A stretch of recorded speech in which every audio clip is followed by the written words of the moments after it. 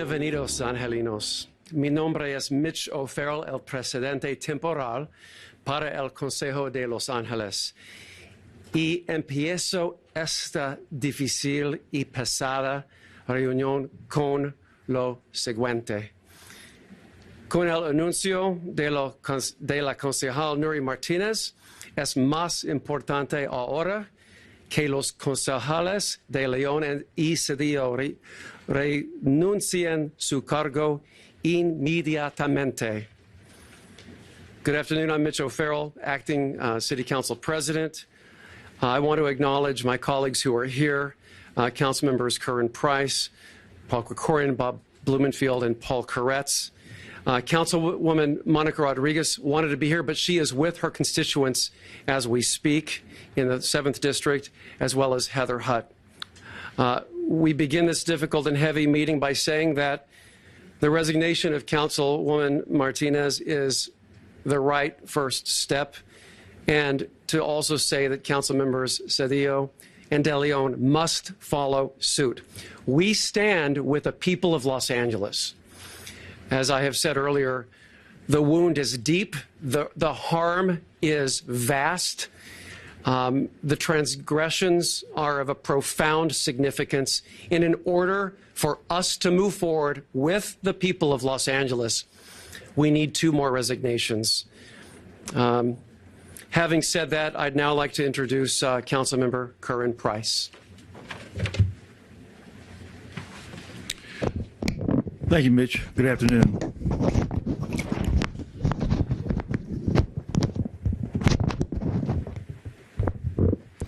Nury Martinez's resignation is what we hope is the beginning of the end. The end of a nightmare that she, along with Kevin De Leon and Gil Cedillo, created for our city. Their racist, derogatory, and insensitive comments cut into the soul of the city of Los Angeles. It's unforgivable, and the damage they have done is reprehensible. This is a time for reckoning and reflection, but more importantly, action. Forgiveness requires more than an apology of empty words. The people of LA have spoken. No healing can begin until each of the individuals who have grossly misplayed our trust are gone. Everything we say and do has consequences, and whether in public or behind closed doors. Accountability and integrity are the very foundation of leadership, and our city deserves nothing less. In order for us to govern and handle the people's business, I'll repeat, we need Kevin and Gil to listen to their conscience, own their mistakes, and do what's morally right. Only then can we embark on the road of healing and reconciliation. But LA, let me just say, as we know, we're tough. You know, we're tough. We're survivors, and we're resilient. These last few days, the Angelinos have shown their power through the unity of coming together.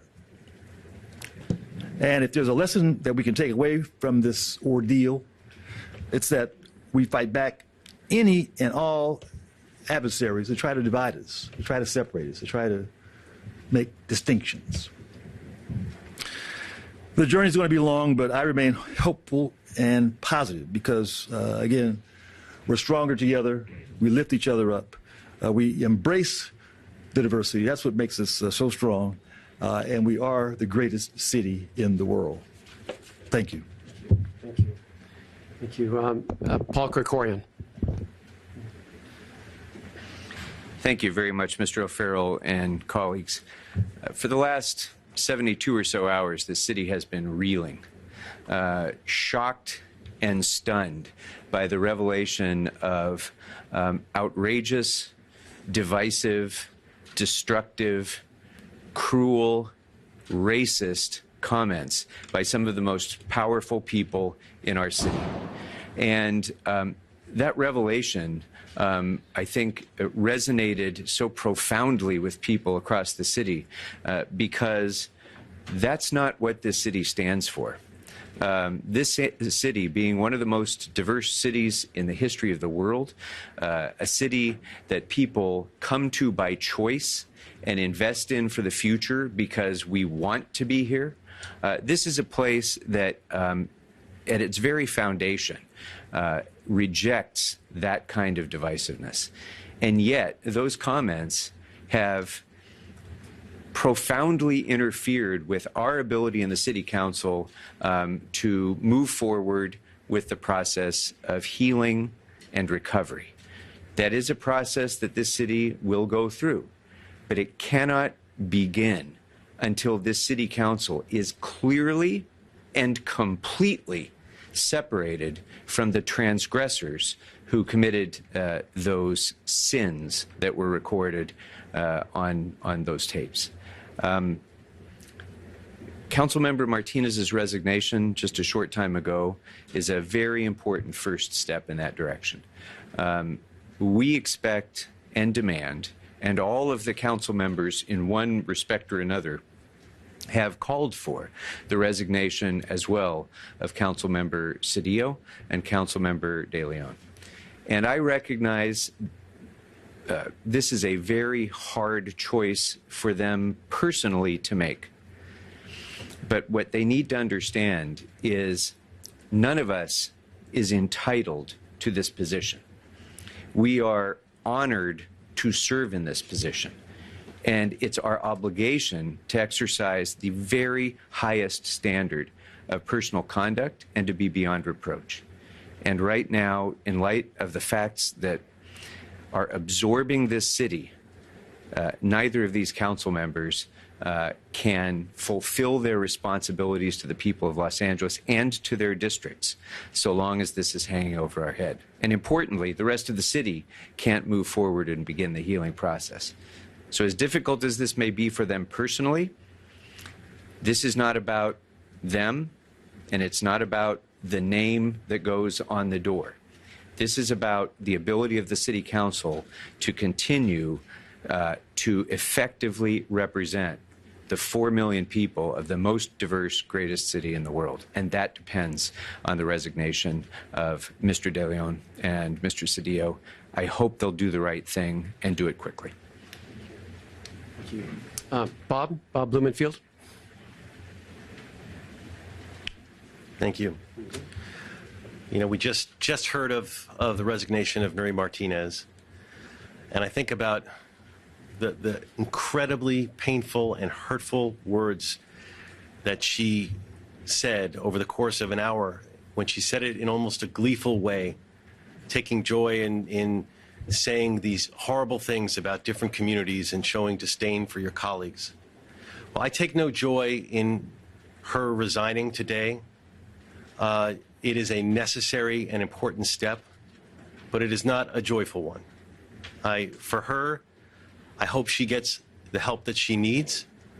The revelations of this tape showed a very hateful heart and a disdain for others in a sick way. And I want her to be able to move forward, and all of us to be able to move forward. We need to take this, put this behind us, and try to move forward and to embrace each other. This is the worst part of our City of Angels, what we heard. But we know, all of us know, that this city is stronger because of its diversity. This city is stronger because of all of the communities that are out there. And we need to show them as a council that we hear that, we acknowledge that, we embrace that, and we are going to be a better city moving forward because of that. So this is a big step. Clearly, as my colleagues have said, we want to see additional resignations to take that next step. But this is a very, very important step, and I don't want to minimize that, because I want to get us on that path. We need to go forward. We need to put in a council leadership team that leads, doesn't try to rule, that actually respects your fellow members and understands that we all need to work together. And we can get there. We will get there. I'm confident of that. The folks who are on this council who stand before me here and other members I know are ready to dig in and get us past that, and hopefully we can be stronger in the end. So it's a sad day that we're here, but it is a turning point. Thank you. And lastly, with us today, Paul Koretz.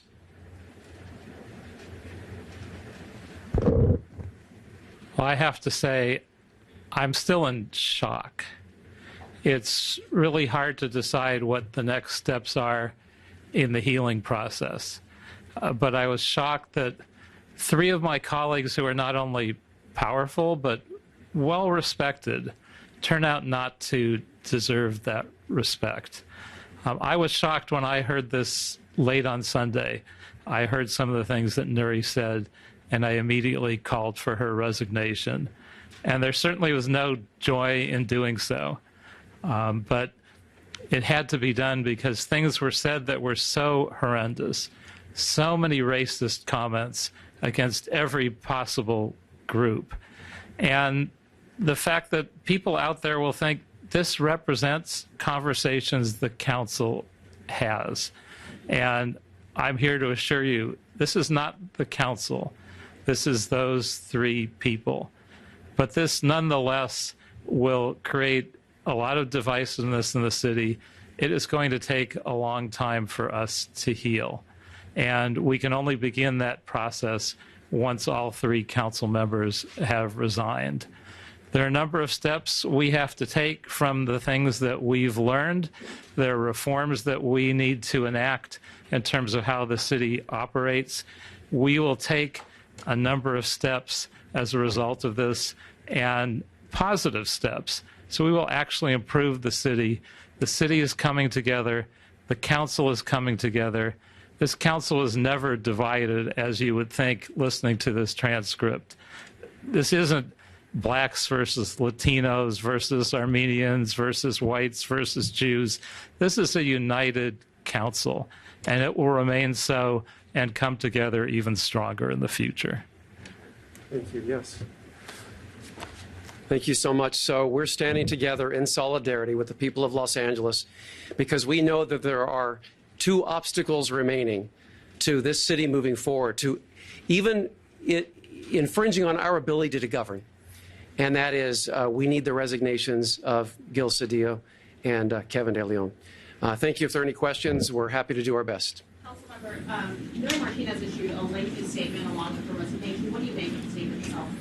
I just scanned it myself. I haven't had a time to sit down and read every minute of it. But the good news is that it's a resignation, and she's no longer on the Los Angeles City Council. And I know that she has a lot of things to figure out in her personal life, and she'll be on that journey. But that frees us up. At least it's another step that frees us up to enter into our journey that we need to on behalf of the residents of the city of Los Angeles. She apologizes to her staff, but she doesn't apologize for what she said. I noticed that. We've heard your calls for resignations from Gil and Kevin. Have you spoken with them at length? If so, what have they said? Have they given you any indication? I spoke with Gil at length. What time is it now? About an hour ago. About an hour ago at length. And I sense that he is making some progress toward that decision. That's really all I can say. But I urged him once again. I said, listen, we really need to move forward, and we can only do so once this task is complete. And I have not spoken with Mr. De Leon, although I've been trying to. I've been trying all day, and so hopefully that will happen soon. Have any of the others? Have you all spoken with either of the 2, and if so, I spoke to De Leon and Cedillo at the beginning of the meeting on Tuesday, briefly, expressing my shock at what was said, and indicated too that they needed to resign, they needed to step down. They I guess thought otherwise. In fact, went into the meeting. That meeting was shut down, as you know, but only after they left. And so even then, we attempted to appeal. Several of us attempted to appeal to that it was time to resign or at least leave the room. And so they did leave the room. Gil's defense is that he apologized for not speaking up and stopping the conversation, but he said, I didn't say racist comments, I didn't disparage my colleagues. What do you say to that statement? Well, I would just say, let's start with the meeting in the first place to talk about holding on to power or doling out power as they see fit, unbeknownst to any of us, at the County Federation of Labor. That's the first problem with this whole entire issue. And then it just got exponentially worse after that very scenario where all the racist language and all the ugly conversations took place. And so the fact that there were 4 individuals who all knew better that stayed with that conversation, I think that explains more than everyone needs to understand about why we're at this moment calling for these resignations. Mr. Krikorian. Yeah, I would just add this thought. Mr. Cedillo is somebody that I think all of us have known for literally for decades. And he's had a long and distinguished career of public service. And he has acknowledged and apologized for the fact that he didn't speak up as a bystander. You know, when someone is being bullied, those around the bullying have an obligation to step in and stop the bullying. When someone is behaving in a racist manner, we have an obligation to step in and make sure that that doesn't happen in this city and in every place. Or leave.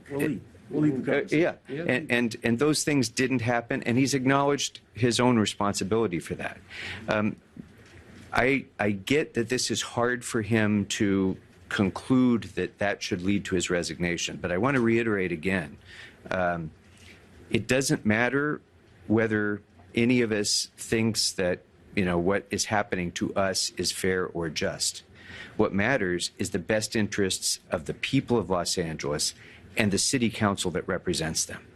And in this context, at this moment in history, the interests of the people of Los Angeles are best served, and certainly the interests of this institution are best served by Mr. Cedillo stepping aside. What should the public feel or think about the redistricting process in the first place? And if you've heard from the city attorney, his proposal that we need a special election in the spring so that we have a new district line by 2024. Well, if I could comment on the previous question, Gil Cedillo has been a friend of mine for about 30 years, maybe more. I have a tremendous amount of respect for him. He has taken some of the most courageous stands and has some of the most significant accomplishments of any elected official in this state. But it doesn't make the situation any better. And while he didn't initiate most of the comments, just imagining the conversation and at some point not putting a stop to it, and at some point saying, well, you've said this and you've said this, and this is enough. This is terrible. One would respond that way to one of these comments, but the barrage of all of them, I just have to scratch my head and say, how could people be too intimidated to say something? So with great pain, I have to say that Councilmember Cedillo has to resign along with the other 2. And it's true for Kevin De Leon as well, who I had tremendous respect for, but you just can't let this kind of thing happen. And I would like to think, were I in that situation, I would have said something and not been part of the ongoing conversation pretty quickly. And I would imagine that most members, if not all, on the city council would have done the same. And it's just a situation that requires this response. The city's political dynamic. Sorry. Let me just get to that question let me next, respond and then we'll- briefly to the question about the redistricting. In the aftermath of the debacle of redistricting that happened, the fact that, the so-called independent redistricting commission clearly was not acting in an independent way, and then the results of that non-independent, so-called independent commission came to the council and was influenced by these sorts of backdoor discussions and complications. In the aftermath of all of that, 1 year ago, I introduced a motion along with Councilmember Rahman to call for a fully independent redistricting commission, the same way that the state of California has a fully independent redistricting commission and other agencies have as well.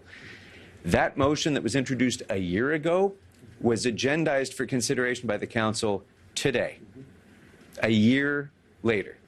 And it's about time we have that serious discussion. We would have today, but for the fact that the circumstances of the moment led to what happened in today's discussion. But that must be a part of the reforms that this city makes moving forward, fundamentally changing how redistricting is done, ensuring that important decisions like that are done in the full light of day with full public participation.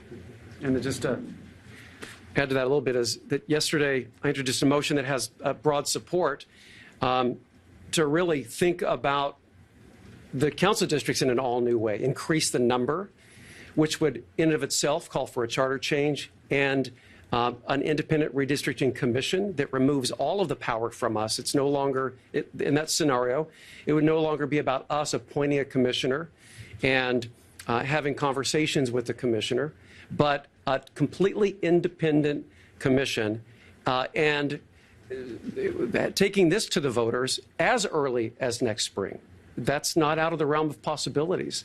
That's how quickly and decisively, I think, we need to move to address this complete violation that we've all experienced here.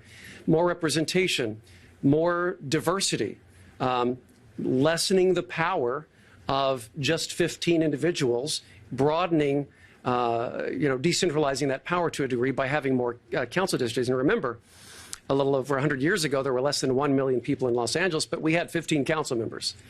And that's the same with a population of 4 million. So that's a factor. And so I wanted to add that to your question. And Bob, do you have anything to add? Or, yeah, Curran? Yeah, and then we'll go to your question. Yeah, I'm not opposed to looking back at what we did in the past, but I'm more excited about what we can do in the future. The idea of an independent commission, I think, makes a lot of sense. We've seen it at the state level, and it seems to work just fine. And the notion of expanding the number of council districts. Again, it's an exciting idea, going from 15 to 21 or 25 or whatever the number is going to be. But it does open up the opportunities for individuals to be involved. We think helps to create more accountability and provide more opportunity. So I'm excited about certainly looking at the past. We can do that, but let's really focus on the future and what that's going to mean for our city. In your question. The city's political dynamic is changing, obviously, like right before our eyes. So what do you say to constituents who feel the instability right now? That we are going to work with our constituents to get through this moment. That we stand with our constituents, we stand with Los Angeles to get through this moment. That the dynamics are shifting from moment to moment, sometimes multiple times in one day. We now have the resignation of Ms. Martinez. I fully expect 2 more resignations. It's difficult to imagine when the President of the United States and just about everyone else, which it's now made worldwide news, that's intense pressure because there's a certain righteousness about this call, and everyone knows it. It's a human feeling, and I expect we'll have those resignations, and we will move together as city leaders and as a city, as a society in Los Angeles. Yeah. I just want to add, you're right, and we don't want to sugarcoat it. We are at an incredibly unstable time in this city right now. So we would be doing a disservice by trying to gloss over that. But at the same time, we're coming up on an election. We're going to have a new direction. We'll have a different council makeup altogether, and there'll be an incredible opportunity to right the ship, an opportunity we haven't had for many years. to have this kind of change. With change, it is scary, and it is sometimes risky, but it is also sometimes an inflection point. And my hope is that this can be that inflection point where we can actually, that what we have just been through, I hope and I pray, is the low point, and that we are now moving up, and the elections and everything else will create that stability, and there'll be that drive that this I don't want to call it a tragedy, but this horrible situation will propel us to be better. So just to hang in there and to stay engaged and to embrace, and to do the other thing is to embrace each other and embrace somebody of a different ethnicity, a different race, because this isn't just about the council. And the views that were expressed, frankly, are not just the corrosive views in one person's head. There are views that are shared by many people, and there's work that we have to do across this city to not just heal from this incident, but to deal with the systemic racism, with the anti-black bias, with a lot of what's out there, and deal with it on a much more global basis. And do more resignations make us less stable or more stable at this point? At this point, I think it will make us more stable, because we need to those being in that position after you have said the things and been part of the meeting that you have is creating the instability. So in order to, yes, we need to fill those. We'd be more stable if we had someone in those positions that was not tainted, but we can't get there while the positions are full. Yeah, I would say if the choice is binary, if it's more stable or less stable, it's more stable, because you have the perpetrators of this violation and who have no credibility whatsoever. The very symbols of the hurt and the harm and the damage, to think of their participation in moving the city forward and the dialogue and the healing, that is what is not tenable at all, and I think everyone knows it. So that needs to happen, and that's what we're calling for right now, right here with all of you. We need Mr. Cedillo and Mr. De Leon to resign their positions so this city can move on, because there is so much work to do, and that's what's holding us up. If they do you support a special election for those 3 seats, which would be 5 months away, roughly, if you vote right away to help? I would say it's too early to answer that definitively, but representation matters, and we know that representation is absolutely necessary. I have a feeling there's going to be a real sense of urgency to take the steps that are required so that all of the council districts have representation. And I don't want to get ahead of things, because one step at a time. We're dealing with a lot of uncertainty here, but I think that's entirely possible. Mr. Corey. I would just add, in the first district, we have a council member elect, and so that should not require a special election. I would propose that we move immediately to swear in the council member elect for the first district. With regard to the other 2 districts, it's almost inconceivable to imagine 2 out of 15 districts sitting open without an elected representative for another 2 years. That's, it's over 500,000 people without elected representation would not be acceptable. And so I would call for a special election as quickly as we can schedule it. And before that election, we may choose to select a temporary representative based on some agreed to criteria. But I think with the experience of District 10, we don't want to leave any district unrepresented for any period of time. All right, if there are no more questions, thank you all so much. We will keep you posted as the story develops. Thank you.